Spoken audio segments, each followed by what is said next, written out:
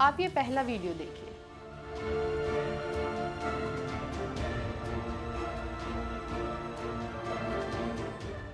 अब इसके बाद ये दूसरा,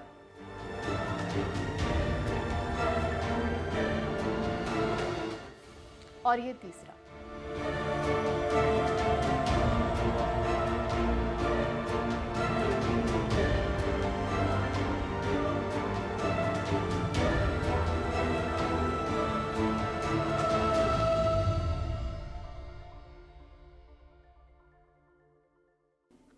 आपने 3 वीडियो देखे। इन तीनों वीडियो में 2 चीज़ कॉमन थी। पहला कि ये सोशल मीडिया पर वायरल हुए थे, और दूसरा कि इसमें यंग जनरेशन के जो बच्चे हैं, युवा जो पीढ़ी है, उनके वीडियोस जो आपने देखे वो किसी ना किसी दिल की बीमारी से जुड़े हुए थे। Sudden cardiac arrest, heart attack, इस तरह के केसेस आजकल युवाओं में बहुत बढ़ रहे हैं। ये केसेस चिंता बढ़ाते हैं और इस तरफ भी इशारा करते हैं कि हम अपनी सेहत को लेकर कितने सजग हैं, खासकर अपने दिल की सेहत को लेकर, जिसकी बातें युवा करते तो बहुत हैं, दिल धड़कने से लेकर दिल टूटने तक, लेकिन दिल के दौरे पर कौन और कितना गंभीर है। इसी पर बात करने के लिए मेरे साथ आज मौजूद है Padma Bhushan doctor T.S.. Clear. स्वागत है सर आपका। शुक्रिया। एक टाइम था जब माना जाता था कि दिल से जुड़ी हुई जो बीमारियां हैं वो तो बुढ़ापे में ही होती हैं। क्या रीज़न है, ऐसी कौन सी गलती हम लाइफस्टाइल में कर रहे हैं, या क्या हो रहा है कि युवाओं को भी हार्ट अटैक हो रहे हैं? आप बिल्कुल ठीक कहते हैं। जब हम मेडिकल स्टूडेंट थे तब कभी सोचते नहीं थे कि 50 साल के नीचे या 55 के नीचे किसी को हार्ट की प्रॉब्लम होगी, पर्टिकुलरली लेडीज़ को तो बिल्कुल नहीं सोचते थे। लेकिन आज की पिछले 15 साल में बहुत तब्दीली आई है और ज़्यादा यंग लोगों को हार्ट की बीमारी हुई है, हार्ट अटैक आ रहे हैं। देखो, इसका जो एग्जैक्ट कारण तो हमें भी नहीं पता, लेकिन कुछ कारण क्लियर हैं। जैसे कि सबसे ज़्यादा मोस्ट इम्पॉर्टेंट जो चीज़ है वो है अनहेल्दी लाइफस्टाइल। अनहेल्दी लाइफस्टाइल कहने का मतलब क्या है कि उनका खान पीन ठीक नहीं है। जैसे हमारे आर्टिफिशियल फूड अवेलेबल है, जैसे फॉर एग्जांपल पिज़्ज़ा है, केंटकी फ्राइड चिकन है, या जो भी ये फूड है हमारी, which is rich in calories, rich in fats and carbohydrate भी अनहेल्दी कार्बोहाइड्रेट्स। और एक तो ये कंपोनेंट है। दूसरा कंपोनेंट है कि स्मोकिंग का इंसिडेंस भी बढ़ा है यंगर जनरेशन में। अब यंगर जनरेशन भी 2 तरह के स्मोकर हैं। एक तो कॉलेज में शुरू कर देते हैं, और दूसरा अपने साथियों को देख देख के या कि ये बड़ापन शो करने के लिए, लगने के लिए भी, राइट। यहाँ तक कि दुख की बात है कि आजकल कॉलेज की लड़कियाँ बहुत स्मोक करने शुरू कर दिया उन्होंने। मतलब ये एक मैटर ऑफ प्राइड समझते हैं स्टूडेंट, ये नहीं समझते कि इससे कितना नुकसान होगा फ्यूचर में। अगर आदमी कोई एक चीज़ अपनी सेहत के लिए, अपनी फैमिली के लिए, अपनी सोसाइटी के लिए गलत कर सकता है वो स्मोकिंग है। क्योंकि स्मोकिंग से बहुत नुकसान है। हार्ट की बीमारी होती है, कैंसर होता है, ओरल कैंसर होता है, फेफड़ा खराब हो जाता है। सो नुकसान ही नुकसान है। आपने बात की अनहेल्दी कार्ब्स की, तो कार्ब्स तो एक ऐसी चीज़ है जो कहते हैं कि आप अगर जिम जा रहे हैं या आप डाइटिंग पे शुरू हो रहे हो तो कार्ब्स आप लें, तो अनहेल्दी कार्ब्स कौन से? बात यह है कि हम बोलते हैं ग्लाइसीमिक कोशेंट। जो भी हम रिफाइंड शुगर अगर खाते हैं, जैसे चीनी है या गुलाब जामुन है, कोई भी रिफाइंड शुगर है, वो स्टमक से बहुत जल्दी अब्जॉर्ब होते हैं। तो उनकी जो ब्लड शुगर की पीक है, इट इज़ वेरी फास्ट। अगर ब्लड शुगर की पीक फास्ट जाएगी तो फिर इंसुलिन प्रोडक्शन होएगी। So it's a vicious cycle. More of blood sugar, more of insulin, and this circuit continues. तो पहली बात तो यह है कि हिंदुस्तान के जो लोगों को कार्बोहाइड्रेट कंपोनेंट ज़्यादा है, प्रोटीन कंपोनेंट कम है, तो हमें प्रोटीन कंपोनेंट बढ़ाना चाहिए। रफली जैसे 40% of the calorie, 35 to 40% calories should come from protein. Around 40% come, 35% or so should come from carbohydrates. Then 20-25% should come from the fats. So carbohydrate में भी हमारी जो रिकमेंडेशन है, पहले तो कार्बोहाइड्रेट कम खाइए। दूसरा कॉम्प्लेक्स, जैसे फॉर एग्जांपल बाजरे की रोटी अगर खाते हो तो वो कॉम्प्लेक्स कार्बोहाइड्रेट, वो ऑब्जॉर्ब धीरे धीरे होगा।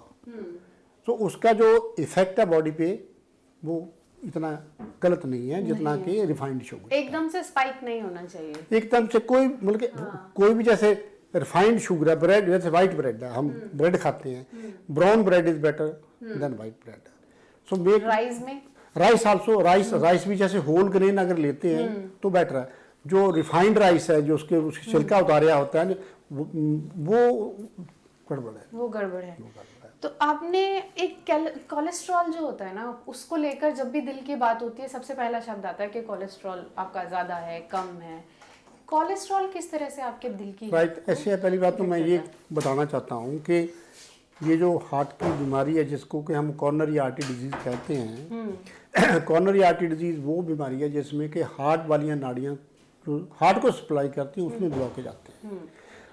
वैसे ये डिजीज़ का नाम टेक्निकली एथेरोस्क्लेरोसिस है। ये तो सारे बॉडी के जो आर्टरीज हैं उनमें डिपॉजिट होता है।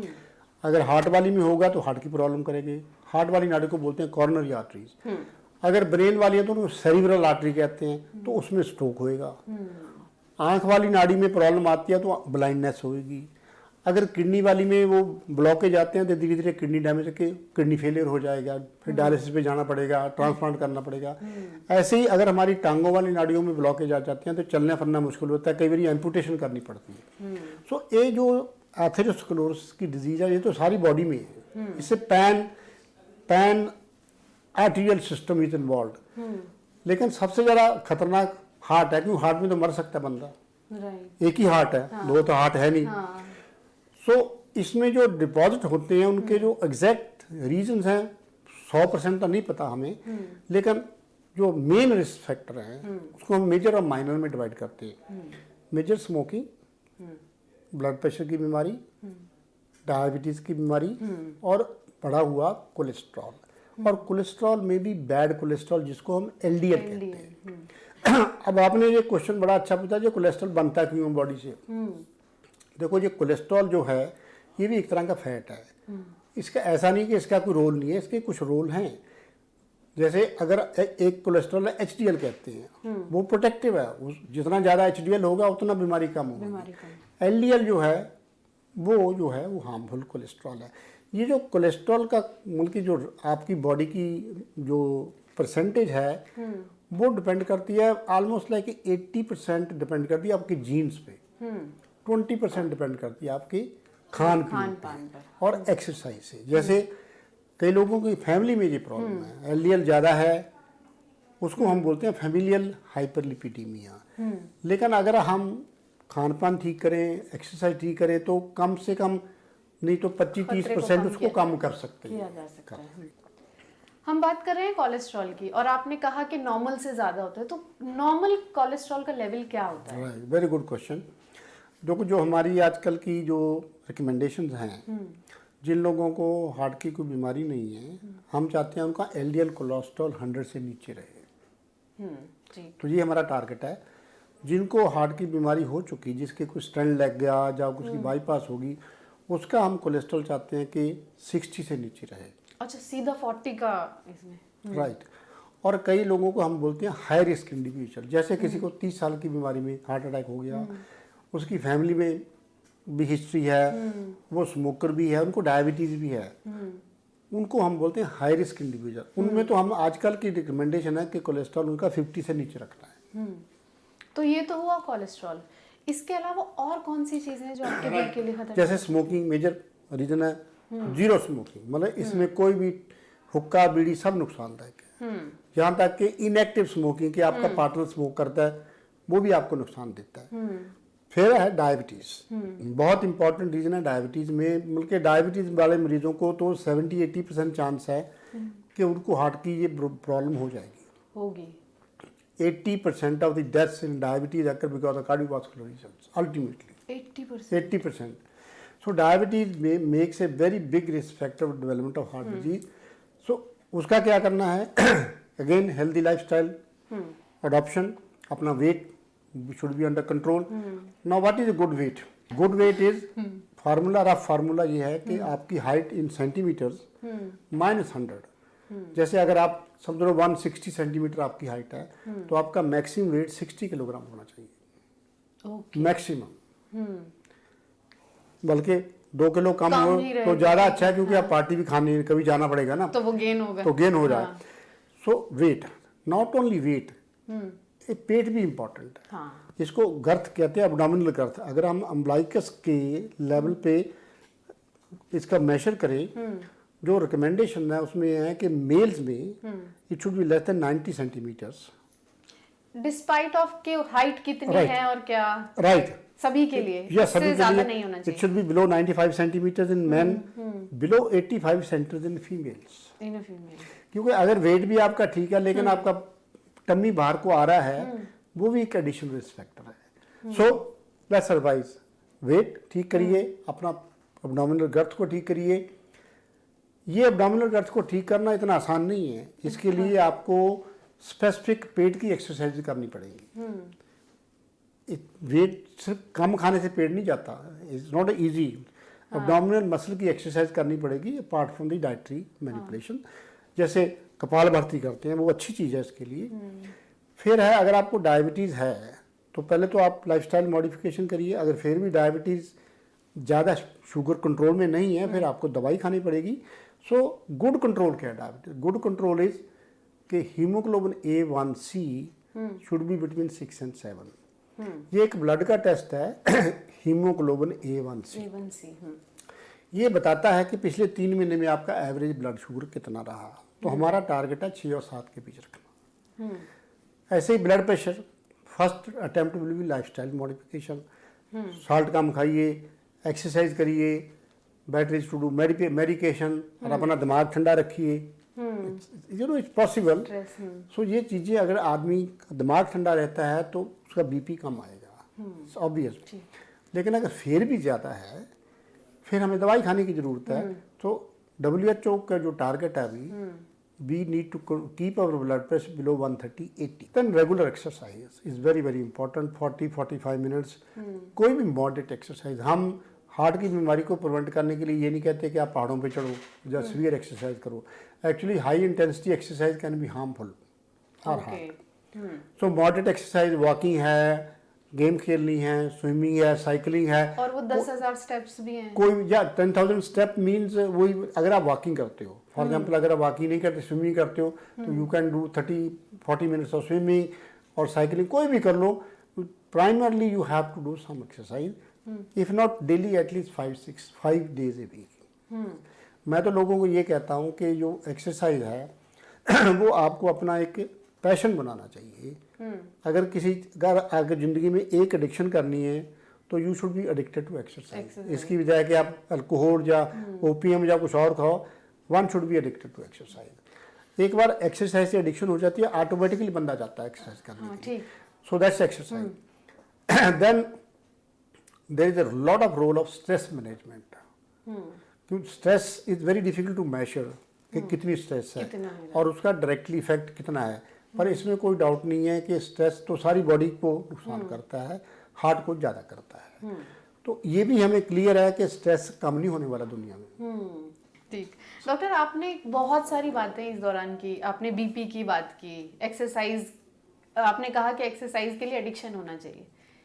वही यूथ जो एडिक्टेड है, जो रोज़ अपने सारे काम करके टाइम निकाल कर जिम जा रही है कि मुझे फिट रहना है, all of a sudden cardiac arrest हो रहे हैं उनको, तो क्या रीज़न है? क्या कुछ ऐसी प्रिकॉशंस हैं जो अगर आप जिम जा रहे हैं तो आपको अपने दिल के लिए बरतने ज़रूरी हैं? बहुत अच्छा क्वेश्चन आपने पूछा है, क्योंकि बहुत सारे आपने न्यूज़पेपर में देखा होगा। हाँ। कोई यंग एक्टर की डेथ होगी, कोई यंग 25 साल के लड़के की डेथ होगी। कुछ ऐसी बीमारियां हैं जेनेटिकली जो कि यंग लोगों में होती हैं, और यंग लोग उसकी वजह से उनको कार्डियक अरेस्ट होता है, पर्टिकुलरली अगर वो एक्सरसाइज करें ज़्यादा। हाँ। जैसे एक बीमारी है जिसमें हार्ट का मसल थिक हो जाता है, उसको बोलते हैं हाइपरट्रॉफिक कार्डियोमायोपैथी।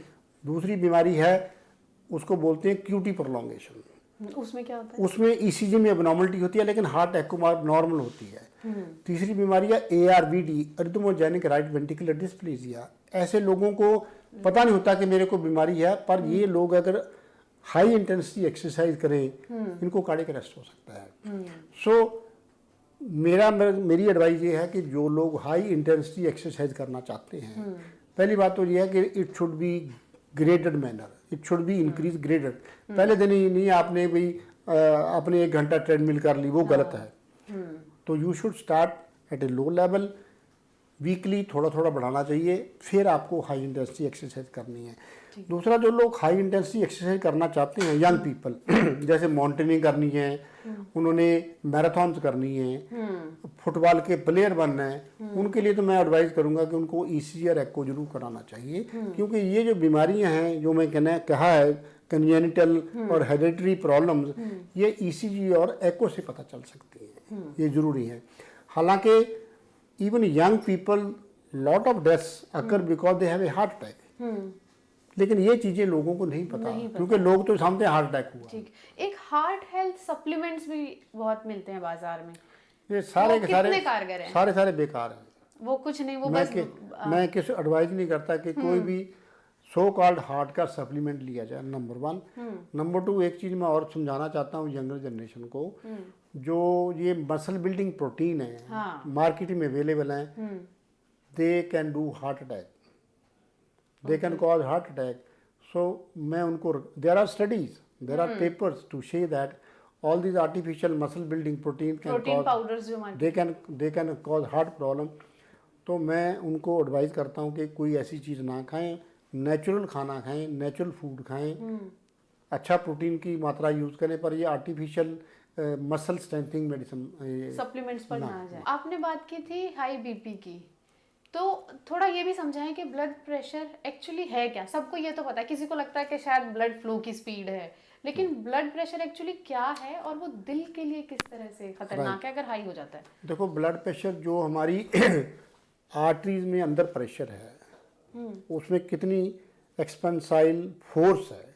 तो अगर हम नाड़ी को फील करते हैं तो ऐसे ऐसे करती है ना, तो जब ब्लड हार्ट पंप करता है तो एक्सपेंड करती है नाड़ी, वो कितनी फोर्स है, उसको ब्लड प्रेशर कहते हैं। तो ब्लड प्रेशर का वैसे पता नहीं चलता जब तक हम ब्लड प्रेशर मेजर ना करें। इसका कई लोग बड़े गलतफहमी में हैं जी, मेरे तो कोई तकलीफ नहीं, मेरे को सिर दर्द नहीं होता, मेरे को तकलीफ, मेरे को बीपी नहीं हो सकता। बिल्कुल गलत है।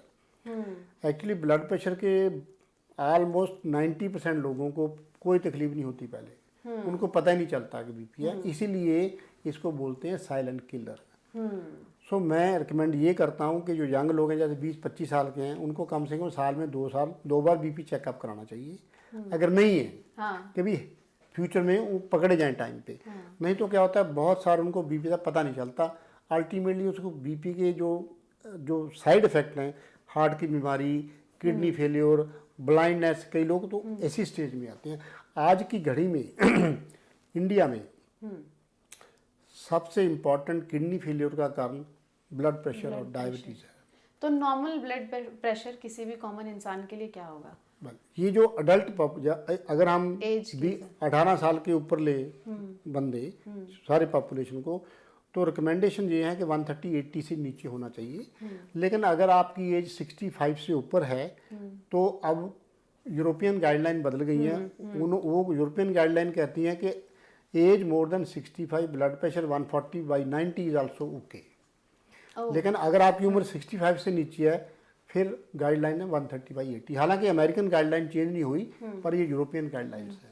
डॉक्टर, वो कौन से लक्षण हैं जो आपको बता सकते हैं, शुरुआती लक्षण क्या है कि आपको हार्ट अटैक आया, पसीना आ रहा है या कुछ? मतलब लोग ये ना सोच के बैठे कि सीने में गैस हो रही है, बैठे रहें और जब स्थिति बिगड़ जाए तो डॉक्टर के पास पहुंचे।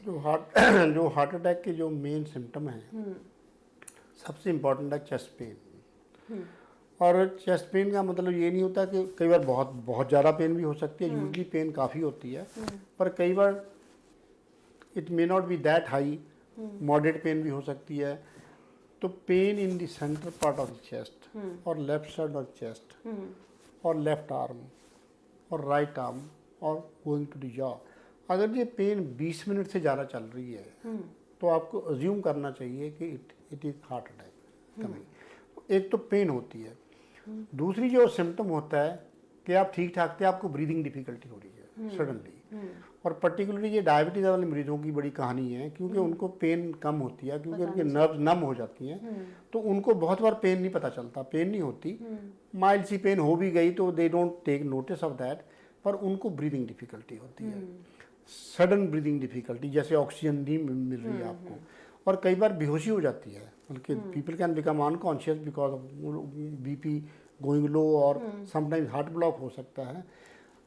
फंडामेंटली ये है कि अगर ये आपको तकलीफ कोई 20 मिनट से ज़्यादा चल रही है तो उसको आपको हार्ट अटैक समझना चाहिए, और एक ही तरीका है उसका पता करने के कि नियरेस्ट पॉसिबल सेंटर जाके ईसीजी कराइए, ईसीजी से पता चलेगा। ठीक है।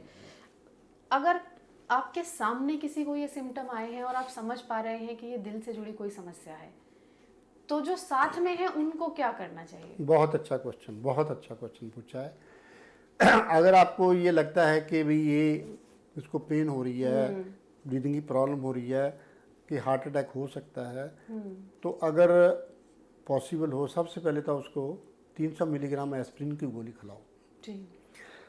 300 मिलीग्राम एस्प्रिन और 300 मिलीग्राम एक मेडिसिन है उसको बोलते हैं क्लोपिडोग्रेल, और 80 मिलीग्राम अटोरवास्टैटिन। हालांकि ये घरों में नहीं होता, पर कम से कम एक चीज़ आप याद रख लो, एस्प्रिन, सिंपल एस्प्रिन जो है, क्योंकि there are studies to show कि अगर हार्ट अटैक हो रहा है, अगर आपने 300 मिलीग्राम एस्प्रिन खा रही तो मोर्टेलिटी रेट 25% कम हो जाता है एक गोली से। तो आपको ये गोलियां देनी हैं, उसके बाद आपने टाइम वेस्ट नहीं करना, उनको लेके जाइए जहाँ के उनका ईसीजी हो सकता है, ताकि डायग्नोसिस पूरा हो जाए। अगर फिर लगता है कि हार्ट अटैक है, फिर उसके 2 इलाज हैं। जो बेटर इलाज है कि उसी वक्त उसकी एंजियोप्लास्टी करी जाए, वो जो नाड़ी जो बंद हुई है उसको खोला जाए, उसको बोलते हैं प्राइमरी एंजियोप्लास्टी। अगर वो पॉसिबल नहीं है, आप ऐसी जगह जहाँ की कैथ लैब नहीं है, डॉक्टर नहीं है, या आपके पास फाइनेंशियल नहीं है, तो फिर हम मेडिसिन देते हैं जिससे कि नाड़ी में क्लॉट डिजॉल्व हो जाता है, उसको बोलते हैं थ्रोम्बोलिटिक थेरेपी। और अगर अर्ली फेज में थ्रोम्बोलिटिक थेरेपी दे दी जाए तो वो भी बहुत इफेक्टिव है। सो ये दोनों ट्रीटमेंट इमीडिएटली करने पड़ेंगे। मैंने इसमें इंपॉर्टेंट चीज़ है कि टाइम वेस्ट नहीं करना, कि जितना टाइम वेस्ट होएगा उतना हार्ट को डैमेज ज़्यादा हो जाए। तो ये थे मेरे साथ डॉक्टर टीएस क्लेयर। हमने बात की दिल से जुड़ी परेशानियों पर, उस कैसे युवा अपने दिल का ख्याल रख सकते हैं और भी लोग अपने दिल की सेहत को किस तरह से बेहतर बना सकते हैं। ऐसे ही और इन्फॉर्मेटिव वीडियोस के साथ मैं अनीता शर्मा आपसे फिर मिलूंगी। तब तक अपना ख्याल रखें, सेहतमंद रहें, हंसते मुस्कुराते रहें और NDTV इंडिया देखते रहें।